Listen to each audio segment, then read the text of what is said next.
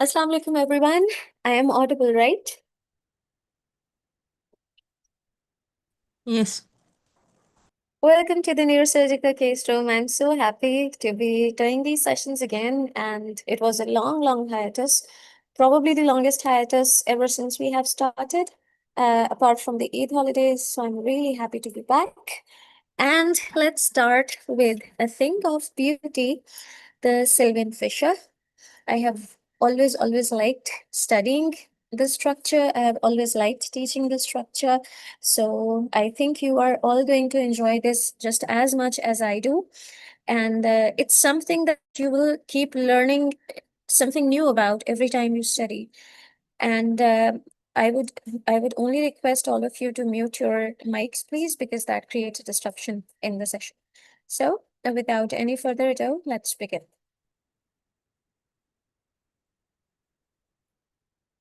Before we move on to the actual anatomy, we have to do the landmarks, right? Dr. Rahul, you're writing on my screen. Just give me a minute.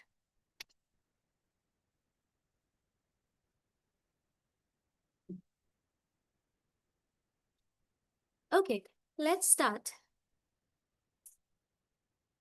When we talk about Sylvian, there are a few things that we cannot do without, unless we understand the middle cranial fossa and the sphenoid wing and the pterion, we will not be able to do justice to the Sylvian fissure.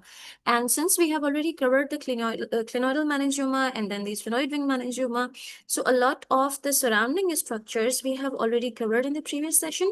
I'm still going to go over them briefly so that anybody who didn't attend those or haven't listened to the recordings would still get some idea. So pterion is the starting point of the lateral sulcus on the brain's lateral surface. So you see the lateral skull and you identify the pterion, and that is the superficial most part of the Sylvian fissure, and then it goes posteriorly. The squamous suture, which let's draw this. We have the squamous suture that goes like this, and then we have the Sylvian fissure, which interestingly, it goes initially like this, but then it does not follow the curvature of the squamous suture. It instead goes posteriorly, slightly above the squamous suture. So when we are talking about the anterior third or the anterior half of the squamous suture, once you take this bone away, you're going to find Sylvian fissure immediately posterior to this. Then we have the anterior Sylvian point. I do not want to go in the details of the anterior Sylvian point. We will come back to this later on in the presentation. Let me clear this and move on. So on the skin surface, how are you going to localize? You're going to draw a line from the lateral canthus to the point. Let me draw here. So this is the calvaria, right? This is the calvaria. You draw this complete arc, and then you divide this arc into 4s. I'm going to show you the pictures, so even if it is not clear from the illustration, you would still have the idea. So this is orbit here, assuming this is orbit. This is the, let's say, inion. So we draw this entire curvature, and then we divide it into halves first, and then 3/4. So to measure Sylvian, what you're going to do is, you're going to mark 3/4 of this arc, right? This is the 3/4 of the arc. And then you are going to draw a line from the lateral canthus. This is the lateral canthus, assuming it's from here. And then you're going to draw a line, and that line is going to join this point, which is 3/4 of the curvature of this entire convexity. This line is going to demarcate the direction and the position of the Sylvian fissure. So this is obviously a rough surface landmark, usually done by the TH lines, but neuronavigation is the ultimate, the anatomical map. If you do not have neuronavigation in the usual setups, like we do not have it in the institute we work in, so we rely on the surface marking. We move to the next slide. Then we have the Cheddar's point. Why is it important? Cheddar's point is important because it marks the posterior end of the Sylvian fissure. and it is located 6 centimeters above the external auditory meatus. Why is it important? Because if you do a craniotomy, a 4 centimeters craniotomy, which is also called Chatter's craniotomy, then it can provide access to the terminal most branches of MCA, which are who's this? Dr. Akhilesh and Dr. Fazan, please keep yourself muted. So this 4 centimeter craniotomy, which is very small, it can still provide access to the distal most branches of MCA, which are also the recipient vessels for the ECIC bypass. So let's go to a few images. This is where the lateral canthus is. Let me change the color. This is where the lateral canthus is. And we are drawing in this direction. This is the Chatter's point, by the way. Ignore it at present. But we draw in this direction. And this direction is going to demarcate the Sylvian fissure. So if you see it on a skull, or for example, somebody asks you to draw it on a skull, you see that this portion here, which is the junction of the, I have forgotten, this is the frontal process of the zygoma. And this I have forgotten, but this junction is going to mark the lateral canthus. And this is the curvature I was talking about. And then we divide. I'm saying this for the last time. Anybody who is unmuted, I would unfortunately have to make them leave the session because it's really, really irritating. Dr. Uginda, please mute yourself. For some reason, I'm unable to mute you.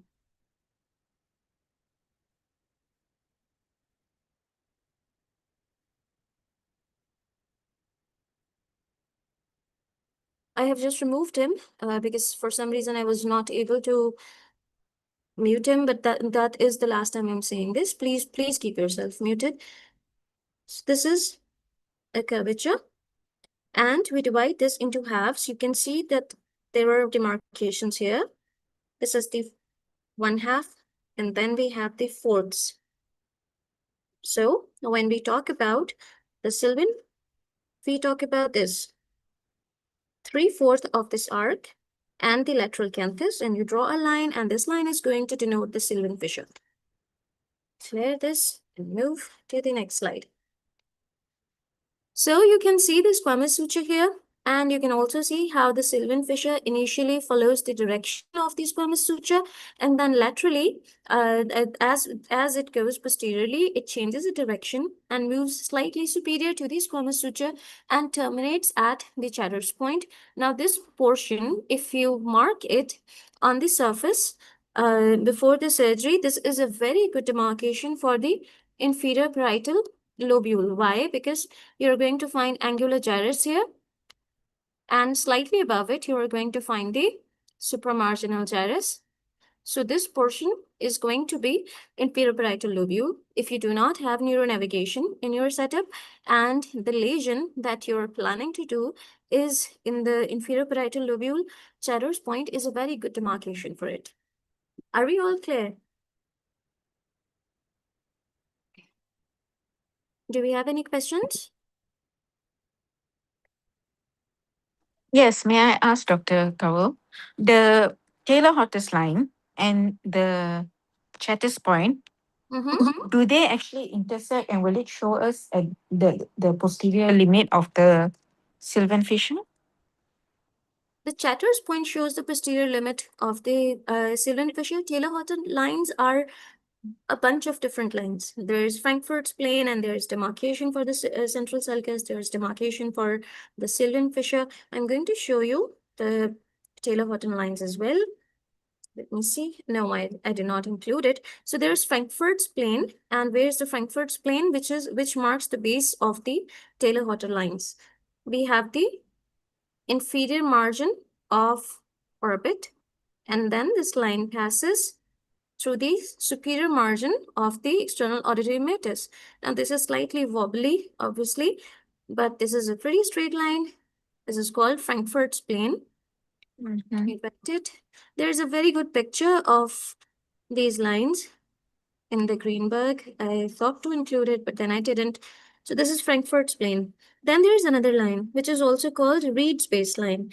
The Reed's baseline is somewhere around here. It starts from the inferior margin of the orbit, and then it passes through the center of the external auditory meatus, right? The Frankfurt plane passes through the superior margin of the external auditory meatus. So there's a very small difference between the angle of these two lines, but Frankfurt plane is currently the standard.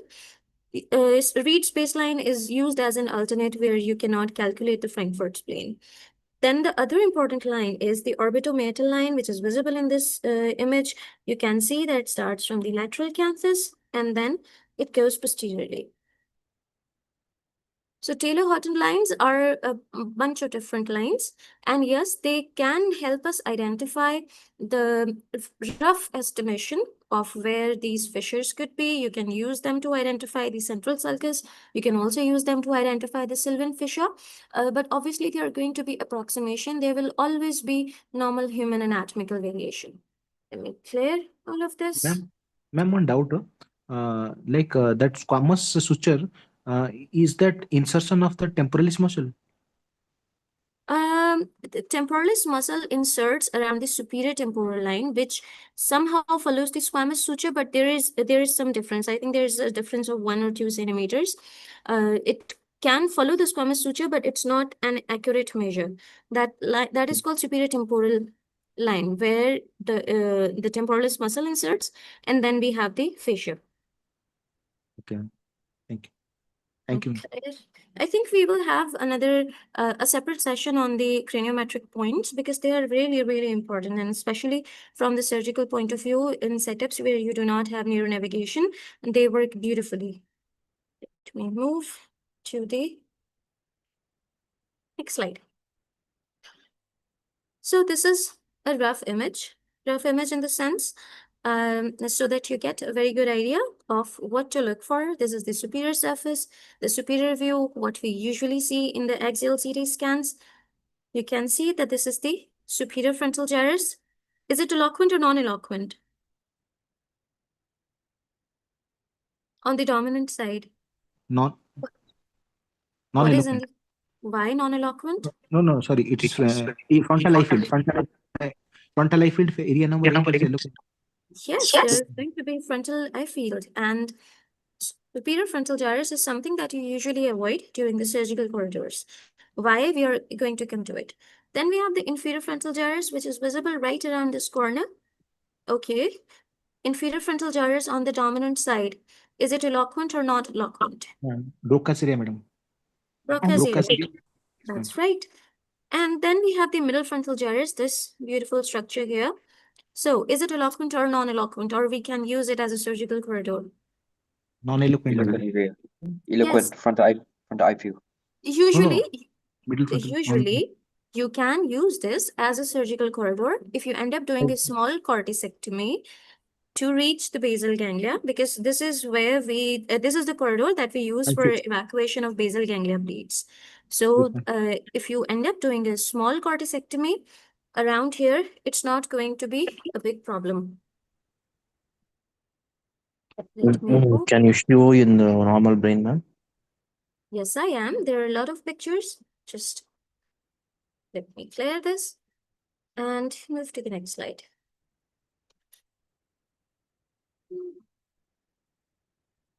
So this is the lateral surface. On the lateral surface, what do we see here? We see a lot of beautiful structures. This is the simplified version of the Sylvian fissure. Then we have the frontal lobe, and inferiorly, we have the temporal lobe.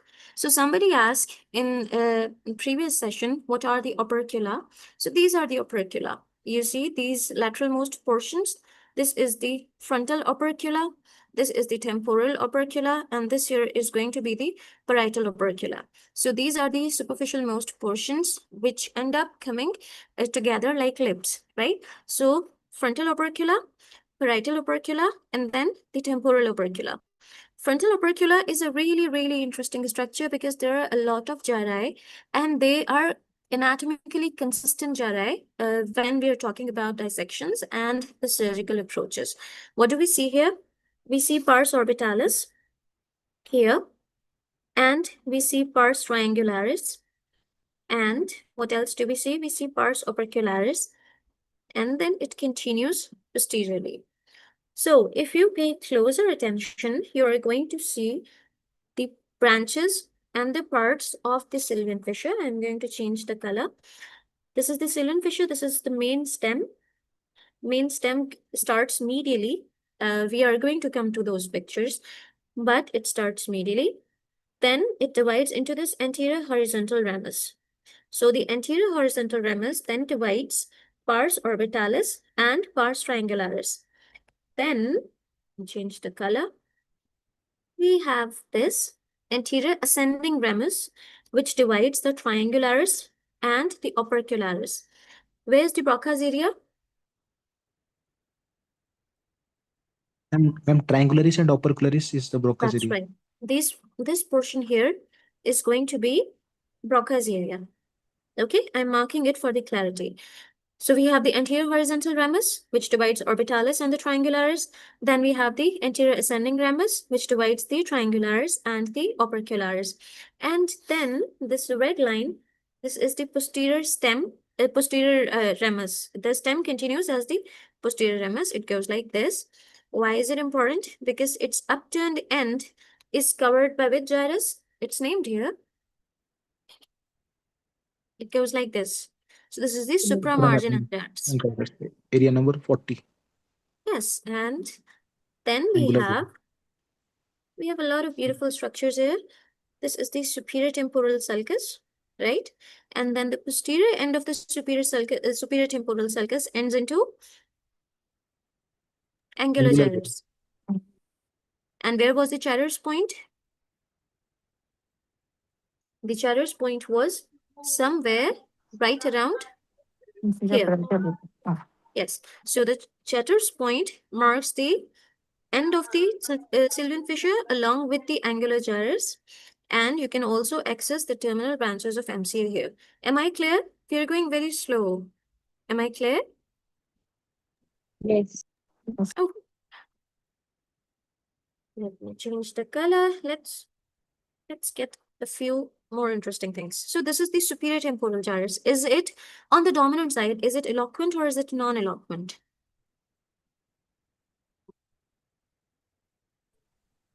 Eloquent. Eloquent. So what are the eloquent structures here? Superior marginal and anti-angular gyrus. Sorry, your voice is not clear. Superior marginal gyrus and angular gyrus. No. I'm talking about the superior temporal gyrus. We have the primary auditory cortex somewhere here. The primary auditory, yes, the primary auditory cortex continues from the superior temporal gyrus. It goes on to Heschel's gyrus as well. There is this difference in schools of thought. There are people who say that the primary auditory cortex is mainly in the superior temporal gyrus. There are schools of thought that say that the primary auditory cortex is in the Heschel's gyrus. So there is some variation, just like the vernix area, because just posterior to the primary auditory cortex, we have part of the vernix area. And the broader school of thought includes the supramarginal gyrus, the angular gyrus, and this portion of the superior temporal gyrus, all of it as vernix area, right? So this is the comprehension portion of the language, and this is the motor or the execution portion of the language. How are they connected? Arcuate fasciculus. That's right. So they are connected with the help of arcuate fasciculus. We clear all of this. So far we are clear. Sylvian fissure stem is on the inferior and the medial side. Laterally, we have the, we start with the anterior horizontal ramus, then we start with the anterior ascending ramus here, and then we have the posterior branch or the posterior ramus. Clear? So this is another image of what we have discussed so far. You can see that these are the operculi, these are the frontal operculi. This is the orbital portion. Then we have the pars triangularis. Then we have the pars opercularis and precentral gyrus. Then we have the central sulcus. So in some subjects, there are probably 2 or 3% of the subjects in which the central sulcus ends up meeting the Sylvian fissure. Usually, there's a small band of cortex between both of them in roughly 95 to 98% of the people. Rest of them, there is this small, and there is this continuation. So the Sylvian fissure goes posteriorly, terminates in the supramarginal gyrus. Superior temporal sulcus terminates in the angular gyrus. So far clear?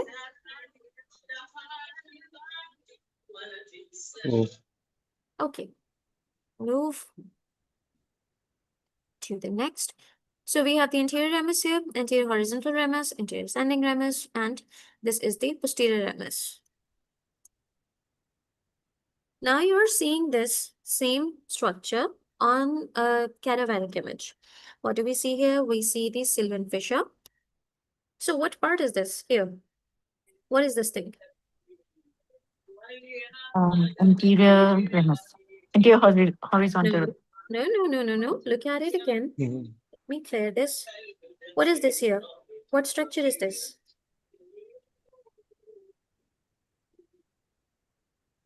Pars opercularis. No. I think I am not making my question clear. Famous part of temporal bone. This is the frontal lobe, right? Frontal. This is the temporal lobe, and they are ending here. So what is this portion? This is going to be the anterior cranial fossa, right? Yes. This is the anterior cranial fossa, and here we are going to have the middle cranial fossa. Why do we need to remember this? Because if you do not remember the bony anatomy and you cannot correlate it, then it will be really difficult for you to understand when we come to the surgical steps, which will probably be in a few sessions. So always remember there is a sphenoid wing under the temporal bone, and sphenoid wing is the greater sphenoid wing is very closely associated with the Sylvian fissure and the Sylvian cistern. So all the anatomy that we did for clinoidal meningiomas, the anterior clinoidal process, what happens when we drill it, the sphenoid wing, the rhomboid ring, all of that is also important in terms of the Sylvian fissure as well.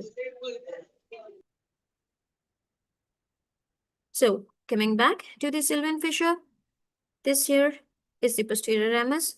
The stem is anteriorly and inferiorly. It goes inferiorly from here. This is the pars orbitalis here. This is the pars triangularis. This is the pars opercularis. This is the anterior horizontal ramus, and this is the anterior ascending ramus. This is the posterior ramus. So far, good. Move to the next slide. Now, is it clear? The bones that I was talking about, the fossas? We never study anatomy as separate compartments. When you're doing the brain anatomy, you have to correlate its bony anatomy as well, and then its vascular anatomy as well, because if you end up separating them, it will be really difficult for you to clinically apply it. Always remember that when we're talking about the opercular portions, and especially the orbital, the pars orbitalis, which is here, then it is going to land on the anterior cranial fossa. And then we have the temporal lobe, which is going in the middle cranial fossa. And what portion is here in between? This is the sphenoid wing. And then if we follow the sphenoid wing anteriorly, not anteriorly, in fact, if we follow it in the depth, then we are going to come across the anterior clinoidal process. Am I making sense here? Yes. So why is this image here? This was, I believe this was in the sphenoid wing meningiomas, but I wanted to put this image so that you have a clear idea of the venous anatomy as well. We are all aware of the MCA and its branches, but it's important to remember that there are important veins here as well. This is the superficial middle cerebral vein here. And then this is the inferior anastomotic vein, which is also called vein of Labbé. And then we have the vein of Trollard. above, which is the superior anastomotic vein. So labe connects it to the transverse sinus, and Trollard connects it to the SSS, superior sagittal sinus. superior sagittal sinus. Let me clear this.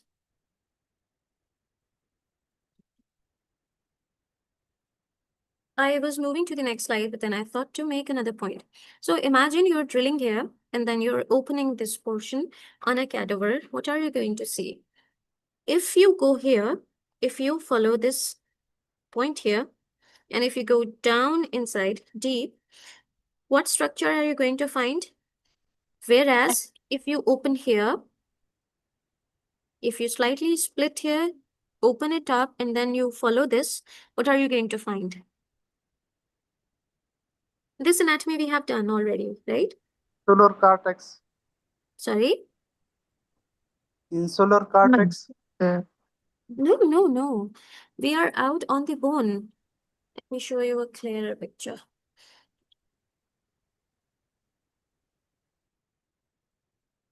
Do you people remember this anatomy? This is the sphenoid wing, Yes. right? This is the anterior clinoidal process. And this is the middle cranial fossa here, which houses the temporal lobe. And here we have the planum sphenoidal, and then we have the orbital roof, and this region has the frontal lobe. So what ends up here is, if I follow in this direction, what am I actually following? I am following in this direction. Am I making sense here? I could not see your. Yes. Have you attended the clinoidal meningioma session? Whoever this was? Who was this?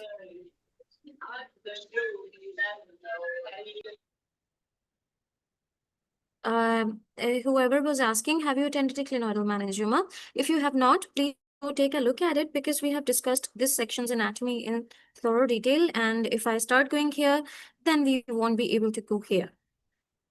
But if I go dissect deeply here, I'm going to find ICA.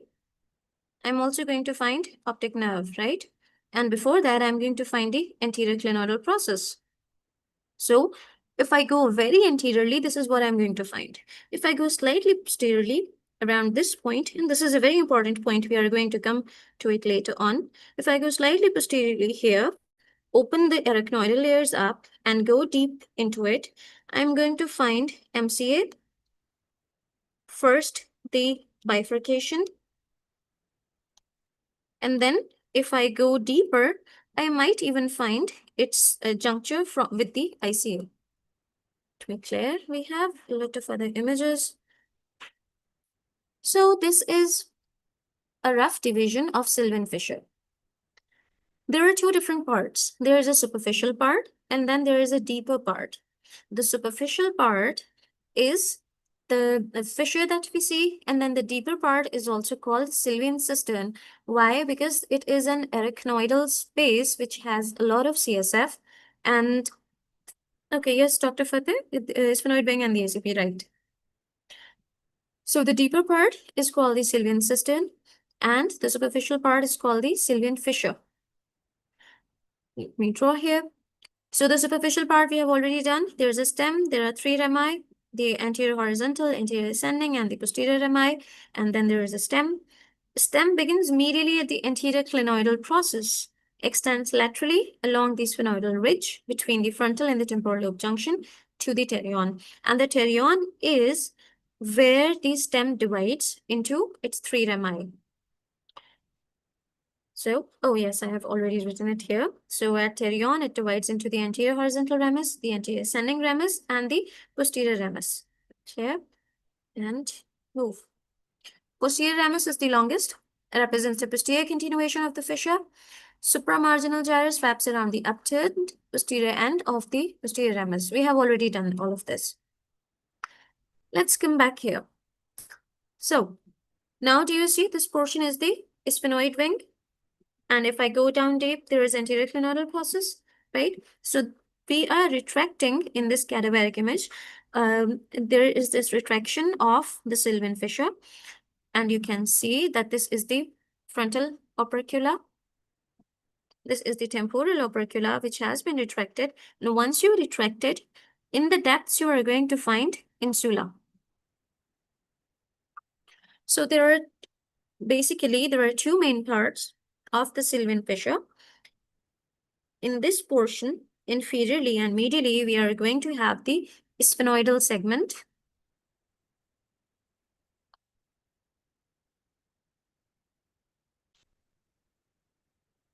And in between these, the opercula and the insula, where this retraction is happening at present, we are going to have the operculo-insular segment.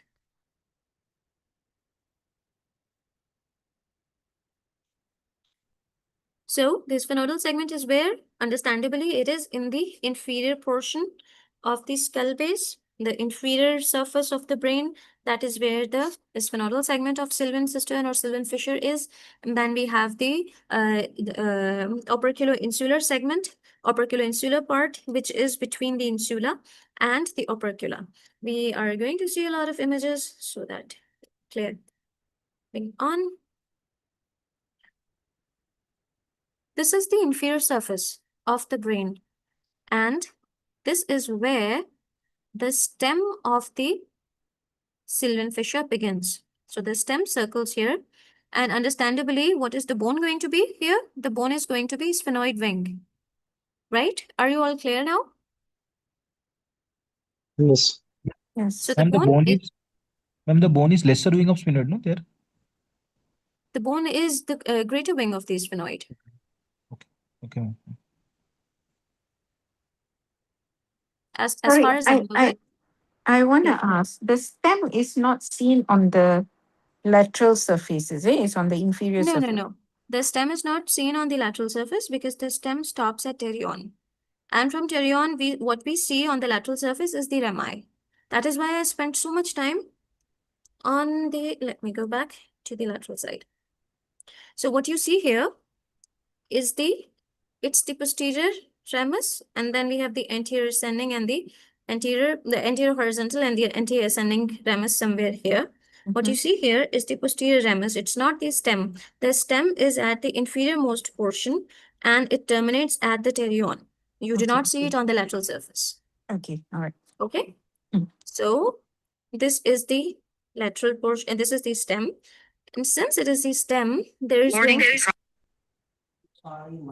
Please mute yourself. So, since this is the stem, you are going to see a cisternal collection here. Let me change the color. Somewhere around here is going to be the Sylvian cistern. Sylvian cistern is in continuation with the carotid cistern, right? We did that when we were doing the clinoidal meningioma anatomy. There is Sylvian cistern here, and somewhere around here we also have the carotid cistern. Both of them are in connection, and this portion is the sphenoidal segment.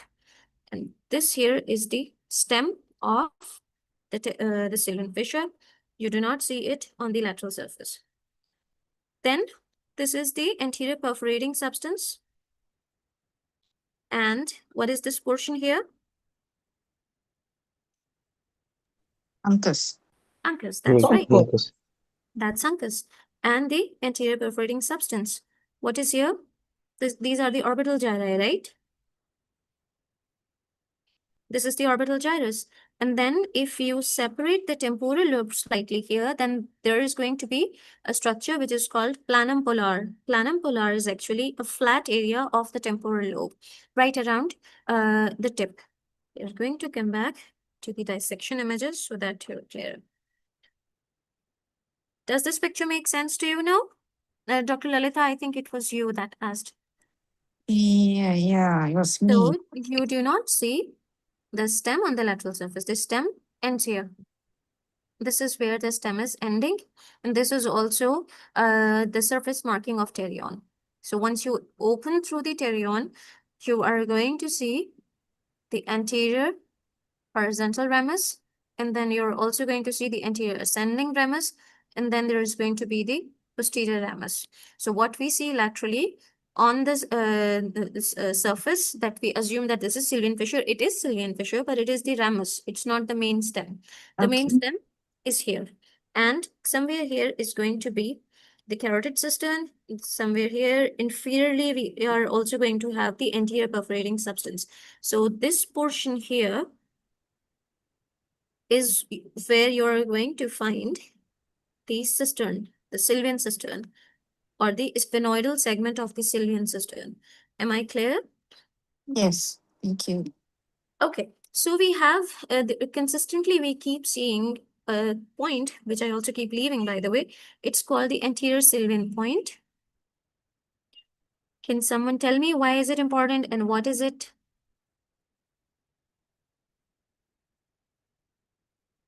Anyone?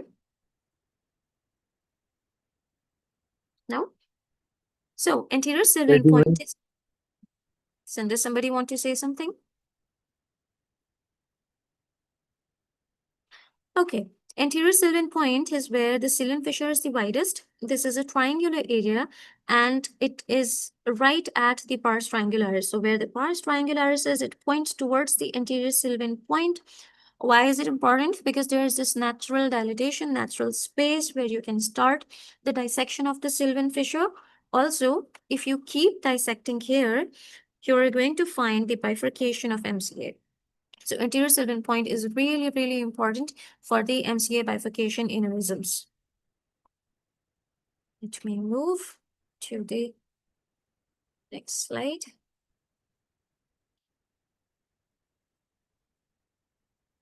I included this image just so that anybody who was not sure about the bony anatomy would get a clearer idea. Even though this does not show the bone very clearly, you can still have this idea. This is the anterior cranial fossa, which houses the frontal lobe. This is the middle cranial fossa, which houses the temporal lobe. This here is going to be the sphenoid wing, and medially somewhere we are going to have the ACP, and this marks the Sylvian fissure. So this picture is here just for the orientation. Anybody who did not get the orientation from the dissection videos, they will probably get a better idea of this from the radiology. So this is the dissection picture. What has been done here already? Extradurally, what do you see? Craniotomy And craniotomy and Sylvian fissure splitting. no, before Sylvian. Oh, what about the bone? Clenodectomy, anterior clenodectomy. Yes, and before the clenodectomy, the sphenoid wing has been ronged. It has been ronged off so completely that the floor of the anterior cranial fossa and the middle cranial fossa are in beautiful continuation. So the wing has been ronged off, and then anterior clenodectomy has been done. And now you can see why I kept insisting on the bony anatomy and its correlation with the Sylvian fissure, because we have already done the splitting here. And since we have done the splitting, what are we going to find? We are going to find the bifurcation of the MCA here.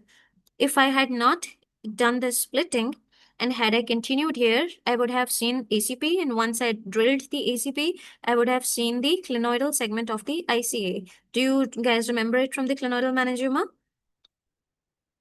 So we are in the same region. What we have done is we have widened up the exposure.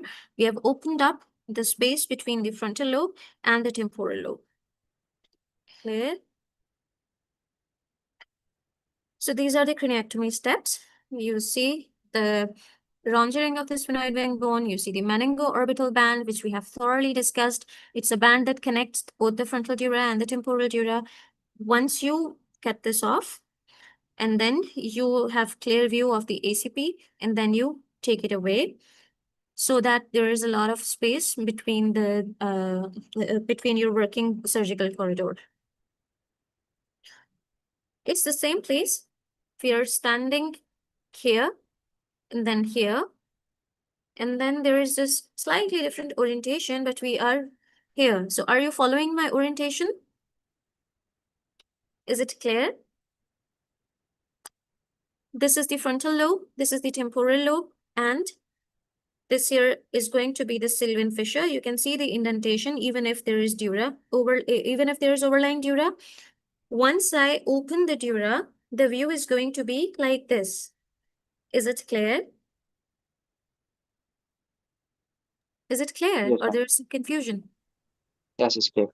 Okay, so Yes. now you see that there is a natural widening here. This is pars triangularis. This is the anterior horizontal ramus. This is the anterior ascending ramus. This here is the posterior ramus. Now, what do you see here? There's this wide space. I'll change the color. There's this white space which is being pointed by the pars triangularis. What is this point called? Anterior Sylvian point. Anterior Sylvian Anterior point. Sylvian point. So if I follow this point, immediately I open this up. There are fine arachnoidal layers here. If I open that up, I follow that, I'm going to find the bifurcation of MCA. So this point is really, really important for MCA bifurcation aneurysms. To make clear. Okay, since we are here on this image, what is going to happen if I open this up?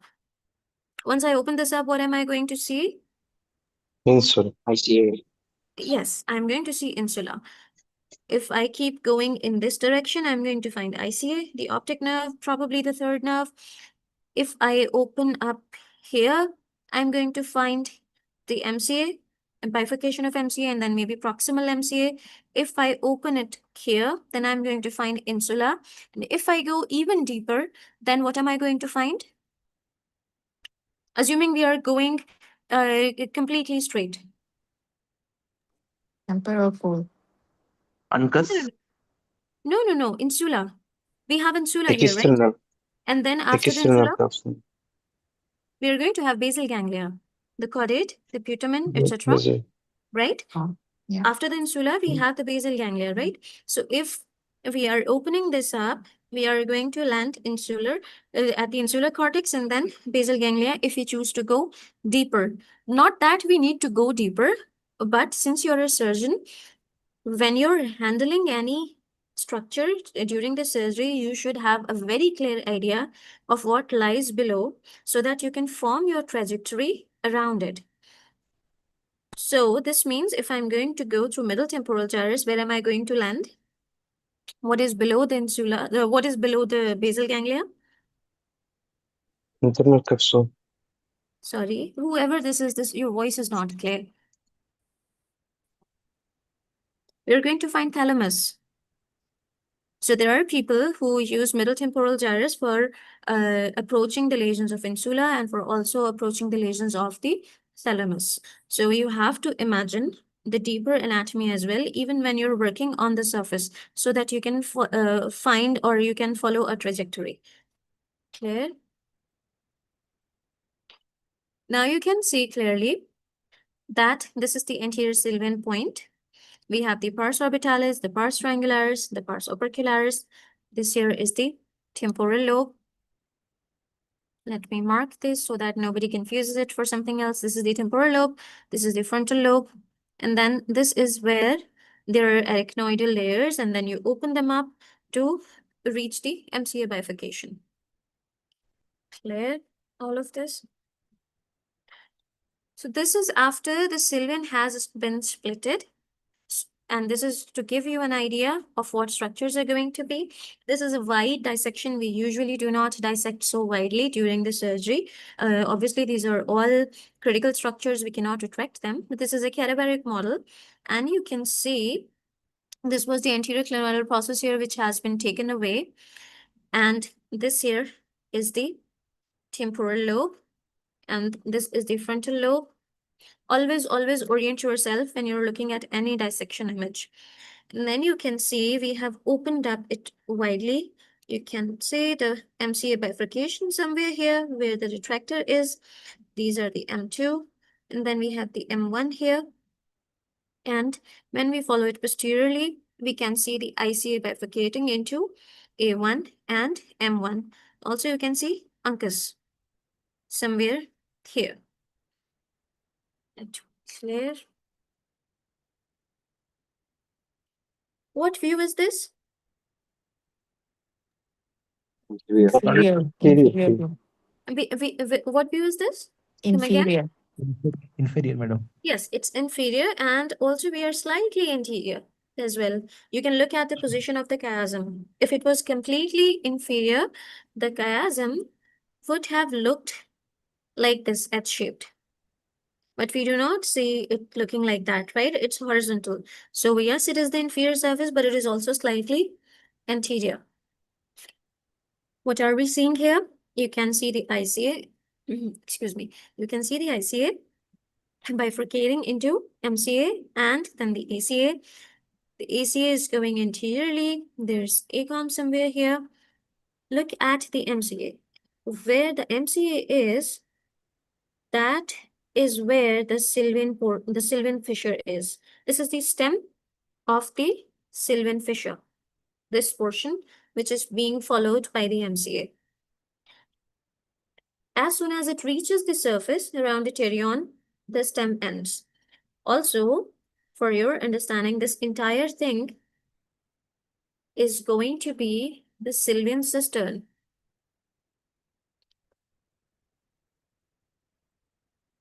And when I'm saying Sylvian cistern, what is that going to mean? These are these small perforating vessels. You see all of that, right? So what is going to be behind all of this? If I strip all the vasculature away, what are you going to find behind it?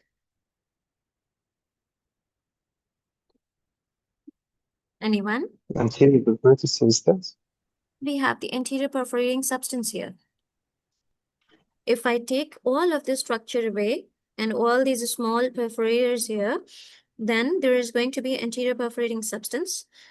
And that is why you see a lot of perforators. So this portion is the Sylvian cistern on both sides. Are we clear?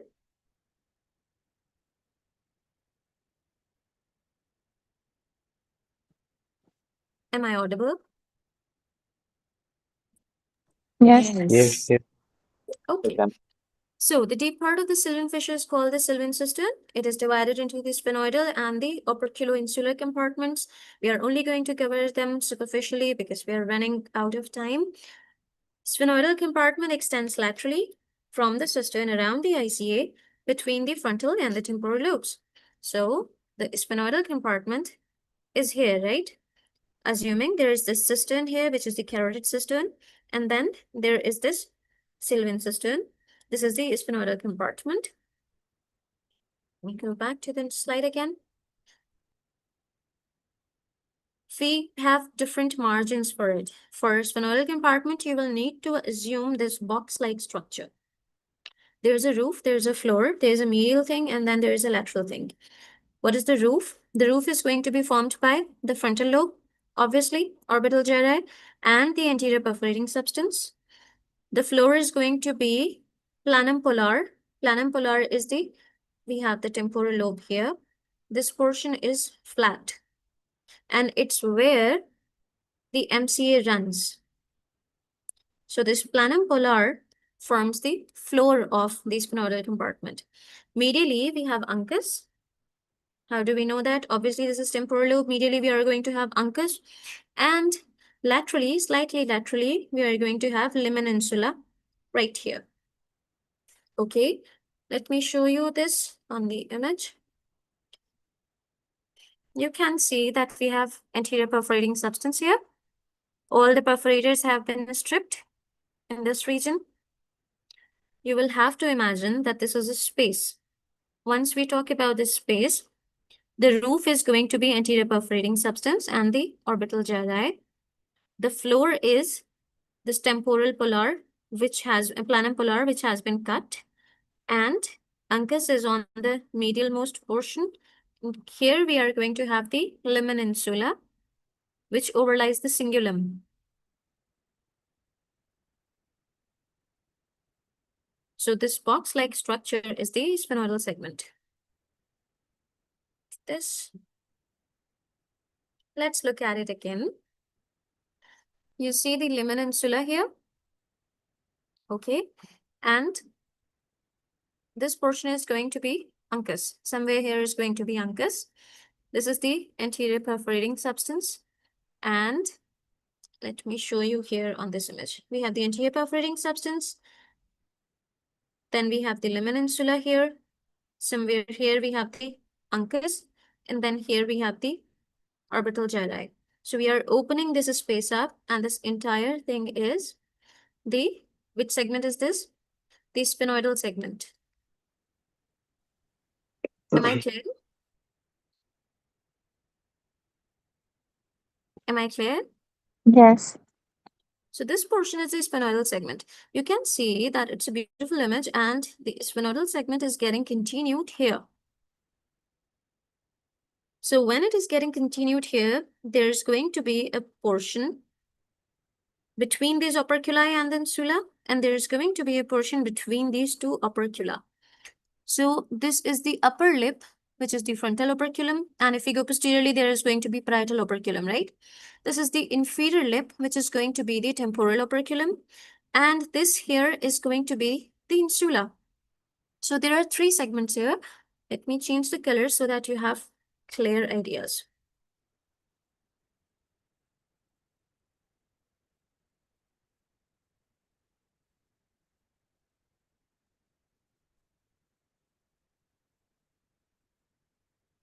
So this entire thing, all these three colored boxes, all of them are part of Sylvian fissure or Sylvian cistern, whatever you want to call it.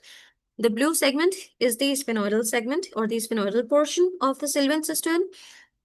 The green and the orange segment both are, write it here, they are both operculo-insular segment.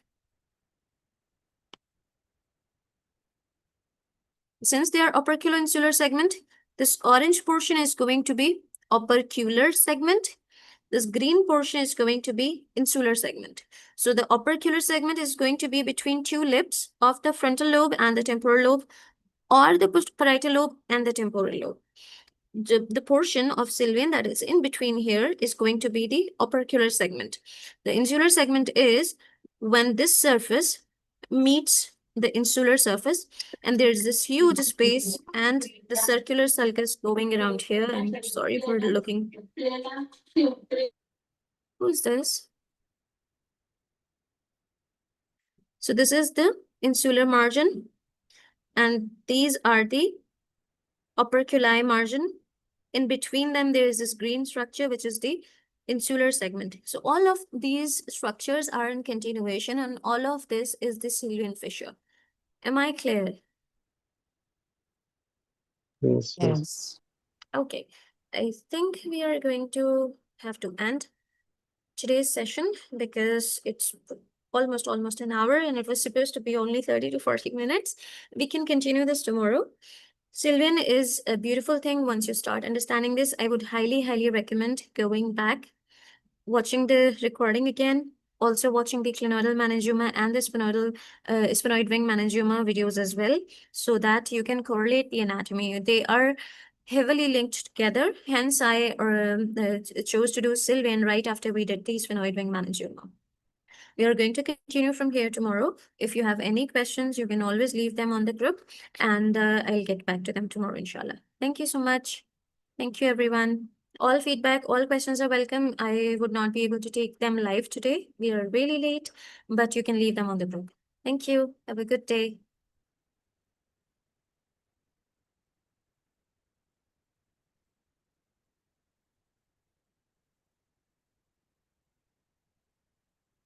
Thank you so much for your